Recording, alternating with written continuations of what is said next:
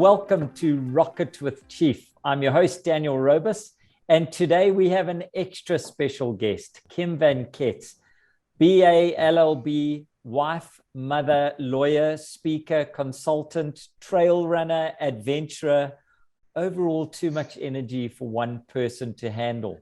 That's why you share it with the world.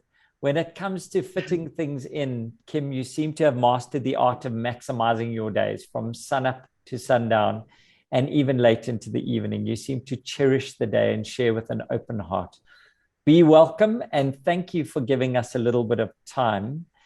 Before we go on a journey inside that multifaceted head of yours, what's the last chocolate you ate and who gave it to you?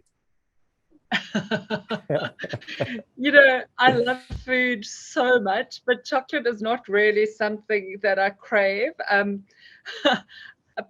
I think I took half of my daughter's Valentine's Day chocolate, to be perfectly honest, about a week ago. I never have it in my house because it just doesn't occur to me. I'd rather have wine than chocolate on any given day. Fantastic. So what is the wine that you would go to, white or red? Are you a white or red person? No, I'm a red wine drinker. I'm a pinotage drinker through and through. Oh, fantastic. We're going to get some advice on what to buy because I know where you live, you've got different ideas on wine. So it'll be lovely to go down that. Kim, if you were waiting for a glass of wine at the bar and somebody asked you to explain your work, what would you tell them you do? Wow. Okay. Well, hopefully there'd be a long wait at the bar because it's always tough for me to describe what I do. Every single day is different for me. And I think, I'm a listener, I'm a speaker, I'm a wordsmith, I'm a peacemaker, I'm a coach, I'm a hustler, I'm an adventurer. So, I mean, I'm qualified as a lawyer, but that's the least of what I do. Wow. I don't think I have the personality for that. So I use my legal knowledge in most of the things that I do. I bring it to the table, but it's, I seldom practice law. So, I think for me, every single day is different. Okay. Do you ever find with these interests, it's a juggling act. Do you ever find there's a common thread between them, or do you have to pivot completely? What's the thing that links them in your mind? I think there is most certainly a common thread. And I think that the common thread is people and words for me. Okay. So I suppose that boils down to connection. So for me, it's always, whatever I'm doing, it's about connection. It's about connecting. I think that is probably the common thread. Okay. Yeah. And when you spoke about a peacemaker, tell me a little bit more. That's quite a big word there. There's quite a lot going on there. What does that involve? Daniel, it's again, it's difficult really to answer in a short time, but I said earlier that I've always considered myself to be maybe not a very good lawyer, purely because of the fact that I was more inclined towards peacemaking than driving a conflict forward. I think that peacemaking is always more creative for me because it's more nuanced. So I've always tried to act as a mediator. I think that peacemaking is something more than mediating. It's actually actively seeking justice and a creative solution and the right solution, not just applying the law. So I've always tried to practice as a mediator in my practice. I've recently qualified as a mediator. And it's really something that I would like to bring into coaching as well. I would like to see myself, not as a conflict coach, because that doesn't sound nice, but sort of as a peace coach. And I see how often conflict, whether it's in business or family or communities or whatever it is, are just holding people back from being the best that they can be. So I think that it's in some ways it's more of an aspiration than a reality, because at the moment I'm a mediator, but it's something that I would like to bring into really every aspect of what I do. So yes, it's a big idea. Wow, that is so, you're putting yourself in the firing line. I mean, you do it publicly. I remember a couple of weeks ago, the controversy regarding mining on your back doorstep, is that where you'd get into mediation? Or is that more where you're carrying a flag and fighting for something? When do you step into the mediation role? Can you give me an example? I think usually when I'm invited to, you can't mediate in spaces that don't, where you're not welcome or you're not asked to. I think to try to do so, if you're not invited into that space, there's maybe a level of arrogance there. So, most definitely when the whole situation with Shell erupted in the Eastern Cape, I most certainly did first try and engage with Shell and with, whoever I was able to in a way that was mediatory. But it became very clear to me that there was no interest in that. And so, then this became a legal issue and not one that I was leading. I mean, I was not at all involved from a leadership perspective. I was very involved from a support perspective. But sadly, I don't think that there was opportunity for mediating there at all. There was no invitation to that effect from, Shell or their supporters. Well, from us at Rocket, we just want to thank you and Pete for everything that you've done, and the rest of the people who stood up and were counted and got involved there. I think it's a long battle. It's not going anywhere, which brings me into my next question. You and your husband, Pete, are both public figures, which requires a lot of travel. It requires a lot of you going places on adventures, which we're going to dive into. How do you keep your family unit together? Because you do have a daughter in her teens. I mean, these are important things. How do you juggle? Daniel, it's tricky. I won't lie. It was trickier before COVID because obviously we were traveling a lot more. Less so now because the world has moved so online. So we don't travel as much as we used to. Hannah used to be a baton. I would hand over to Pete and off I'd go, and then I'd come back. Pete would hand it back to me and off he would go. So we used to joke about our daughter Hannah being our baton. Now we actually have a staffy who is much more needy than our teenage daughter. Yeah. So now both of them are batons that we hand over. It's I won't lie, it's complicated. But Pete and I have always been quite clear that we would largely want one of us to be around. It's only when Hannah was about 13 or 14 that we actually started racing and doing some things together that that required our joint absence. But we don't often do that. We still pretty much treat Hannah as a baton. Yeah. She looks pretty grounded from the public side that we see. I know that's not what happens behind closed doors, but it is something, those sacrifices that need to be made. You spoke about the big C word, COVID and lockdown. How much of your day is now spent behind a screen? A lot more than it used to be, a lot more than I like it to be. Really too much, I would say. Yeah. Sometimes Pete and I are actually busy at the moment presenting a series of leadership talks called The Leading Edge that we've developed together. And every second Friday, we actually do 3 sessions of delivering these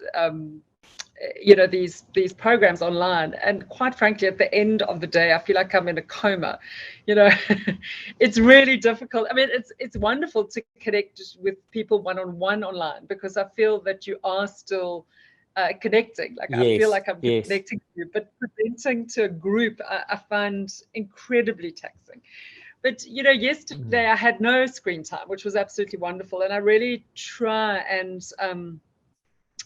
I try to have as much balance around screen time and one-on-one time as possible. But it's tough. A lot of or a lot of the stuff that I do, I just find that it's so beneficial when I'm engaging with somebody, whether it's in a mediation environment or a coaching environment or whatever it is. Like, often their brains are on fire. And so getting them into nature and being able to move with them while we engage is incredibly positive. So whenever I can engage, and ideally out of an office space, I do. But, as we all know, there's a lot of screen time, and I struggle. I really do. I don't find it easy. You spoke about the course that you and Peter are running. Where can I find out more information about that? We're in the process of updating our website, but I can send it to you as well. I have lots of information. Maybe you can. We'll put it onto this podcast as well. So we'll have a look at it from here. And your target market for that? Our target market is mainly leadership in a corporate space, but it can be adapted really for anybody who is a leader of a team or a member of a team. So we're in the process of developing it for young adults now who are sort of gap year students. But it was originally developed for the corporate space and for corporate leaders. Oh, that's brilliant. Yeah. I think the sooner we teach people these tools, the better they are in their careers. And I think that the sooner we accept that young leaders need to be equipped, they mustn't just learn by osmosis, the better. Deliberate, predictable learning gives you good outcomes. When you were a little girl, is this the life you pictured you would have? I don't know. No, actually, most certainly not. I remember my earliest working desire when I was about 4 years old. I remember expressing it clearly to my mother. I wanted to be a lion tamer. Oh, wow.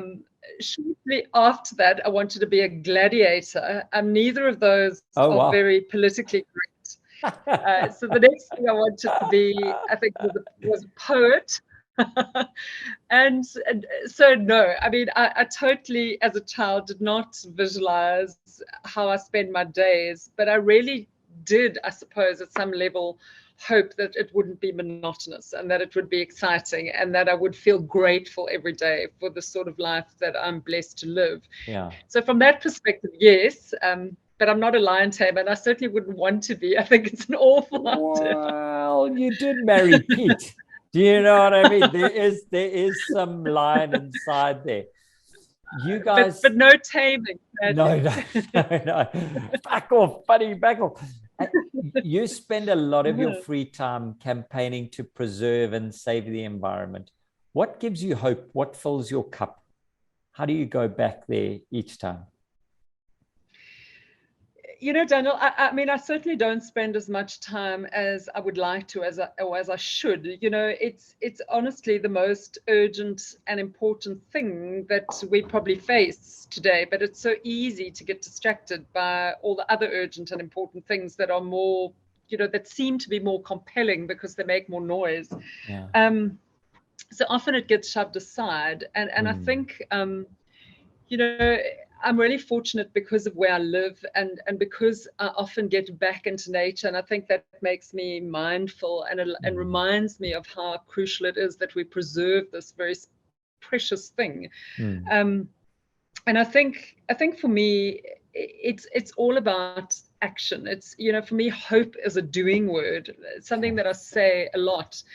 But I think it's so important that, in thinking and worrying about our environmental future, we need to take action. We need to do something. And there's this amazing cartoon that's doing the rounds. I don't know if you've seen it. It's been around maybe for a year or more. And there are these two funny little characters that are engaging. And one of them is digging in the earth and planting seeds. And the one says, 2022 feels so crazy. It's so messed up. What do you think 2022 is going to bring? And the little dude who's busy digging says, well, it's going to bring flowers. And the first chap says, well, how do you know that? And his response is, because I'm planting flowers. And I just love that. For me, that is just such a critical philosophy because we can't, hope can't be something passive. It's got to be something active. Hope is a doing word. So whatever it is that's occupying our headspace and causing us anxiety, the best way to deal with it is to do something. So do something every day where you are with what you've got to make a difference. So what role? So much more than I was hoping for. What role do you see technology playing in helping you spread the message and spread the doing? Where do you see it? I think I think technology is an amazing thing because it just allows us to mobilize, obviously, so much more easily. It allows us to get the message out there. It allows us to have a wide audience and actually, engage collectively with a vast number of people. And it's just made our ability to make a difference, I think, so much more powerful because it gives us a wide audience. It makes us more visible. So we can't claim ignorance if we're sitting in New York, but we can see someone in the Eastern Cape talking about what's going on. We can't claim that we don't know, and therefore we have to be held accountable for it. Is that kind of what you're saying? Absolutely. Yeah.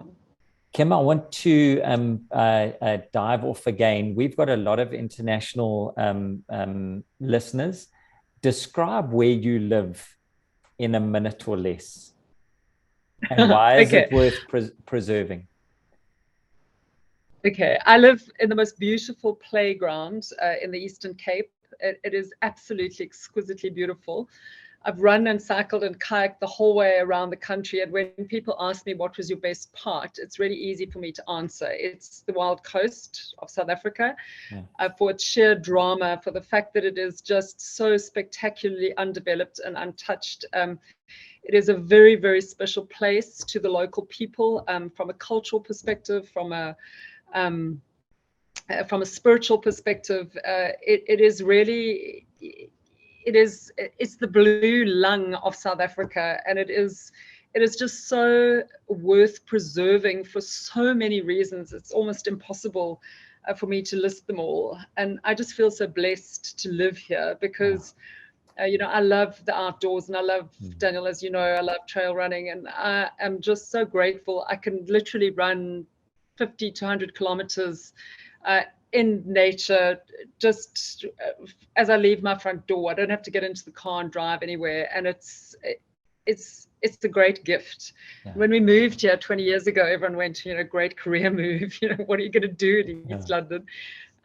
But it's very much a lifestyle choice for us, and we're just so grateful that we're able to live here and just appreciate the incredible just beauty and diversity that is the Eastern Cape. So for our internationals, I did a 30K run in the area where Kim is talking about and saw 2 people on my whole run. And it was just spectacular. It is truly Eden. It's somewhere that people have to visit. The waterfalls are spectacular. The people are spectacular. The environment, there are too many. It's magical. It is magical. The superlatives just run out. My English isn't good enough. So as a business owner, a person running a business in South Africa, outside of the major centers, what is the must-have technology for you and Pete to be successful in what you're doing? Well, I mean, I hope I'm actually answering your technology question. I'm quite challenged when it comes to technology, and I'm so grateful to have Peter because he's like my help desk. I worked in a corporate space for a long time, and I was very grateful for help desk. And when I left, I just thought, what am I going to do? And then there was Pete, and now I have a teenager, and that's really helpful as well. But for us, the most critical thing for us to have is Wi-Fi, like connectivity. Like we need to be connected more than... I mean, that is really what we need. And then we can do whatever we need to do as long as we can connect with the rest of the world. So that's the Wi-Fi is it. And if you get that, that's amazing. How do you stay up to date with the world? Because it must be so tempting just to switch off. Are you a podcast listener? You're a book reader? And then give me your top 5 list for 2021 for the year that's just gone past.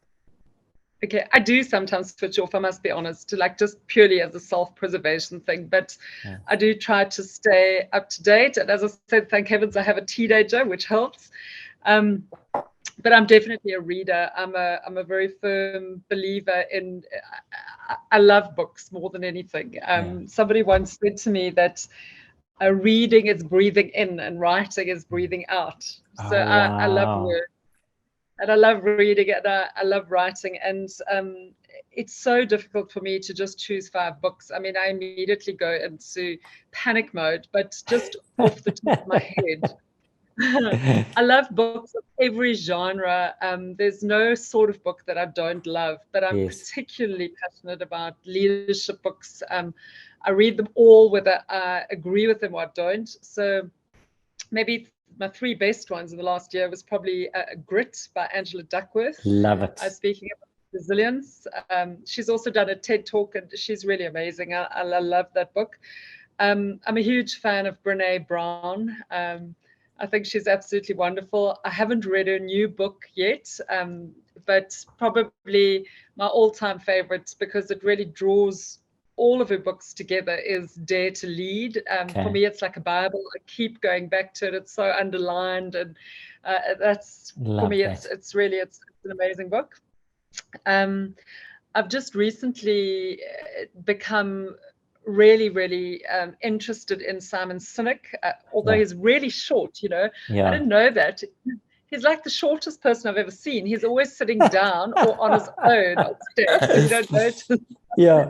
Anyway, he's wonderful. He doesn't have any short man syndrome, and I've loved all of his books, but he's recently written something called The Infinite Game, which is absolutely, I think the thinking contained in that book is so critical to where we find ourselves, just in the world at the moment. It's just really beginning to understand that how we live and work and consume is not sustainable, and that it's not a race, it is a multi-day ultra marathon, and all the decisions we make have got to bear that in mind. And I found that to be a very, very wonderful book. Wow. And then maybe just some novels that are not about leadership. Yes, come on. I love Barbara Kingsolver.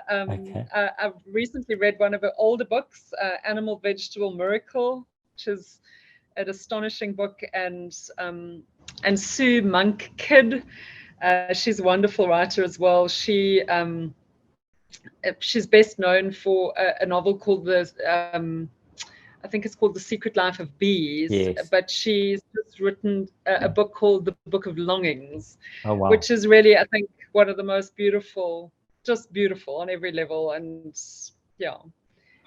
So do I have to stop at that 5? No, that is perfect. That is perfect. And for everybody listening, Kim also reviews books specifically on Facebook or any other channel. You put really good reviews out on books because you churn through them, because there's no TV in the Eastern Cape, clearly. So that's awesome.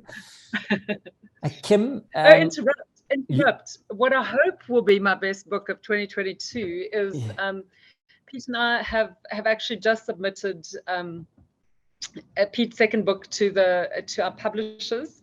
It's called Grin and Bear It, and it's about passion and resilience and endurance, and it's very much full of stories, because storytelling is just the ultimate means of engagement and connection. So hopefully that will be out by the end of April. We're very excited about that as well. I remember doing an ultra in November, and I got a message from you 3 minutes before my phone died. And it was the only thing that kept me going, because I was having a real moment, having a cry about my life choices. And your message came through, just, dude, suck it up, carry on. You're going to get through this. It was really to the point. You have an affinity for that. Thank you. So I'm glad my timing was good. Yeah, it didn't dry the tears, by the way, but the rain was down, so no one saw I was crying. It was just a me thing. Kim, what would you message if you were talking to a convention in Sandton of citizens there, of Sandton citizens? What's their role in the world? I think my answer would be the same, irrespective of where you live. And I think that there may be some repetition of things that I've already touched on, but I really feel very deeply about these things. And so my message is consistent. I think I've already said already that how we live and how we consume is beginning to not be sustainable. It already passed the point of not being sustainable very long ago. Okay. And that we all really need to be part of the solution, that we all need to get involved in fixing where we are. And when I talk about the things that are broken, I'm talking about the environment, I'm talking about the poverty and the inequality. And I think that I would say, which I may have said already today, is you've got to be mindful of your own privilege. And then you've got to do what you can, where you are, with what you've got. You've got to do what you can, where you are, with what you've got. And you've got to do it consistently. You've got to do it every day, because consistency trumps intensity. You can't every now and then make some spectacular act. You know, we've got to consciously work towards making things better every single day. You know, and for me, that just emphasizes again the whole idea that hope requires action, that hope is a doing word, but we've got to do it collectively. Consistency trumps. I'm taking intensity. Wow. You just had so many mic drop moments there. That was amazing. Now, I know you said that your message is consistent, but Sandton versus Kokstad, what's your message to the guys in Kokstad, where the municipality's fallen apart, where people are the prospect of jobs is really bleak? What's your message to them as to their role in the world, the folks there? You know, Daniel, I honestly don't see it as any different. I really don't see it as any different. You know, what they can do where they are with what they've got is different from what the folk in Sandton can do. But that doesn't change the fact that the message is the same. You know, the message is the same. If you want to have hope, hope is a doing word. If you want to have hope, hope requires action. They may have less capacity to do things, possibly, but I just feel strongly that the message is the same. So take stock of where you are, take stock of what you've got, take stock of what you can do, and then consistently go out there and do it to make the environment better, to make you know, to change the lives of the people that you engage with every day. And the goals will obviously be different, but I think that the method is the same. I love how you talk around this, and it's removing a victim mentality, because we're looking at that circle of influence versus the circle of concern. And I think a lot of South Africans and a lot of people in the world get stuck in that circle of concern, which is just noise, and we can't do anything about it. So you sit back and you be apathetic as life happens to you rather than living life. So that's... Sorry, if I could just interrupt you. I think there's so much wrong and there's so much broken that it is so easy to just become immobilized by the enormity of the problem. You know, it's so easy to say, I can't fix everything. I can't help everybody. I can't change things for everybody. But you can make a difference in the life of one person. You can make a difference in the environment that is immediately surrounding you. You know, just... don't be immobilized. Don't allow yourself to be immobilized by the enormity of what we face. Break it down. Do one thing at a time, one step at a time, one day at a time. Somebody once said, and I love this, is that nobody trips over mountains. So navigate your way across the stones and you will find that you've crossed the mountain. Just do something small every day. And the thing is that there's cumulative energy somehow, you know, not only doing something for somebody else or for the environment, picking up rubbish, helping somebody submit their CV, you know, it obviously makes a difference to the environment and to that person, but it makes such an incredible difference to you, to the person who's doing it. It enables more acts, it energizes you, it gives you hope, and it allows you to actually do this in a sustainable way. There's a lot to unpack there, and I think there's a lot of self-respect, self-reflection, because of what we allow to happen and don't do. I think there's a lot more that we can do, personally, for me.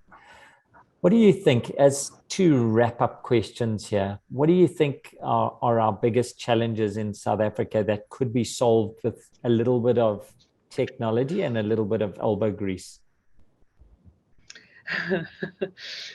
Yeah, those are difficult questions. And I think about things like this often, and I am sometimes immobilized by the enormity of the challenge. You know, I think about Eskom and I get panic stricken, and I think about corruption and I get devastated, and I look at the massive inequality and the poverty and you know, the issues that we have with GBV and things like that in South Africa. And sometimes I must be honest, I feel completely overwhelmed by them. So I think that I wouldn't necessarily choose one of those things to fix with a bit of elbow grease and a bit of technology. I think that for me, always the most important thing, the first step, the first building block in fixing anything is connection and good communication, the ability to speak and to listen and to connect. And so maybe this sounds incredibly simplistic, Daniel, and maybe I'm missing the point of what you're really asking.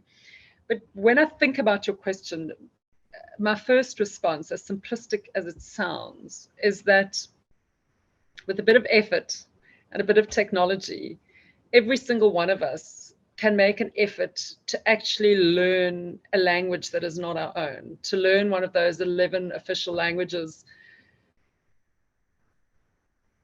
that is spoken where we are, and to really put in the effort